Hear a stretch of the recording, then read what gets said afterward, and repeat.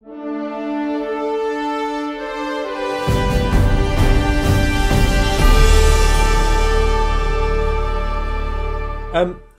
Mackinlay, as former MP for Thurrock from 92 to 2010, people might be a bit surprised at how you're going to vote this Thursday in European elections. Would that be correct?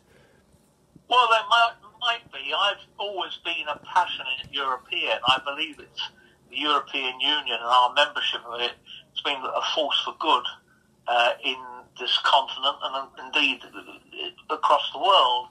And my fear is that we're about to make a decision which could be potentially catastrophic for the United Kingdom, both in terms of our economy, our products and employment.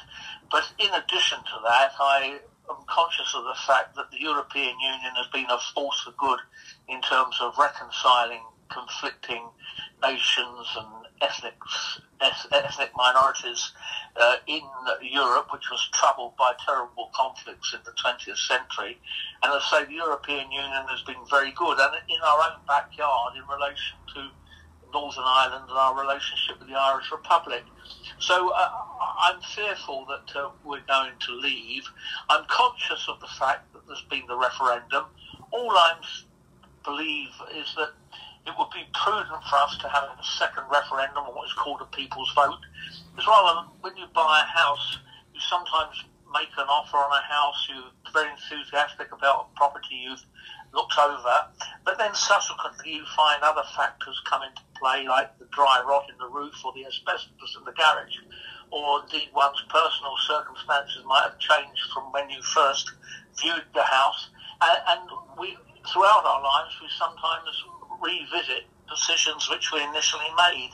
And I think that a people's vote is appropriate in respect of us leaving or staying in the European Union.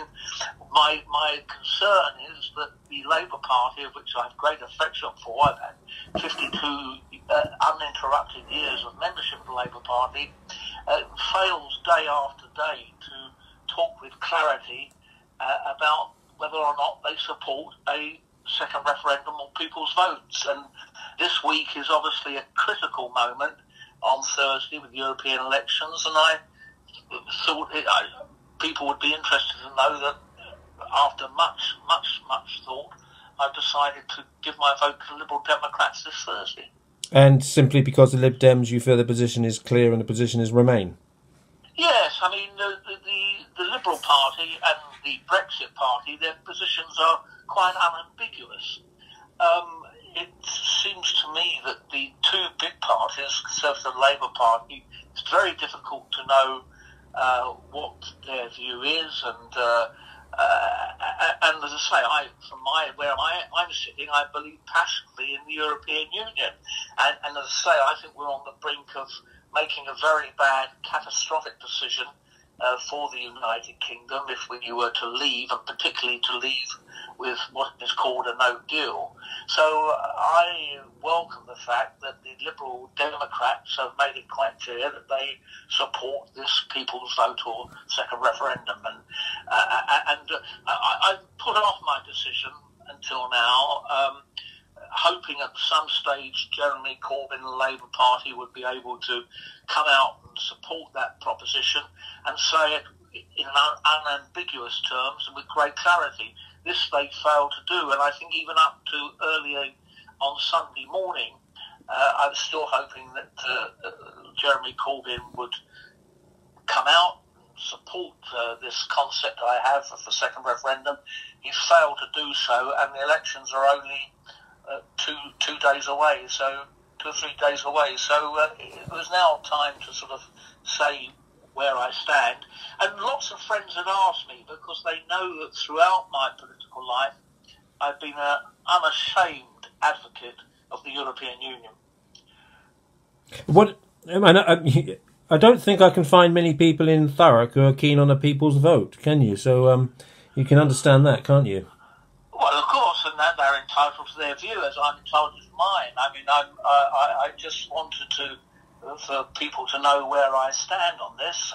Everyone has to make a decision, but I do think there does need to be some reflection, because when in 2016 people voted, many people thought there were not harmful consequences, and there demonstrably are. And I think views have changed. All I say is let us test it. Certainly, if the second referendum came for the same result of leaving, I would certainly respect that. But I think that many people now know that there are consequences for things which are important to them.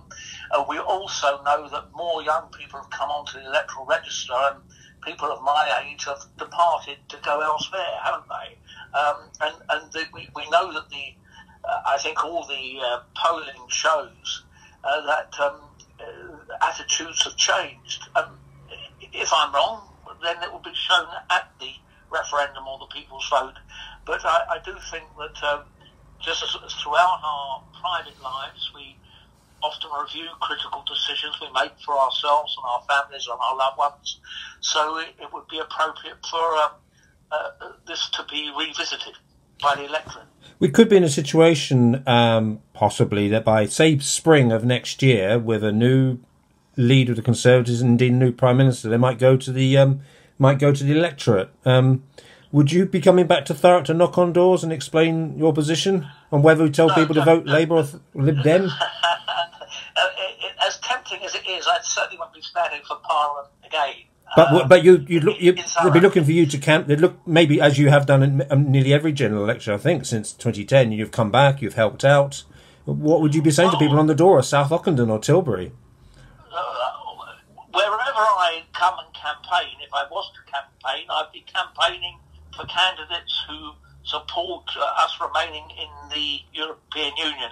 But I think that under the electoral arrangements which exist today, it's highly unlikely you're going to get a general election, because at the present time it would, the members of Parliament would have to vote for it, and I think people right across the political spectrum would be turkeys voting for Christmas. I think a general election is unlikely. But if there is one, then we can talk again. But I shall not alter from my passion of believing that the best interests of the United Kingdom, and indeed the unity of the United Kingdom, is best assured by our continued membership of the European Union. And I emphasise the unity because this whole debate and discussion has brought great divisions amongst families and communities and between the constituent states of the United Kingdom. Scotland's voted overwhelmingly to stay in the European Union. Northern Ireland has.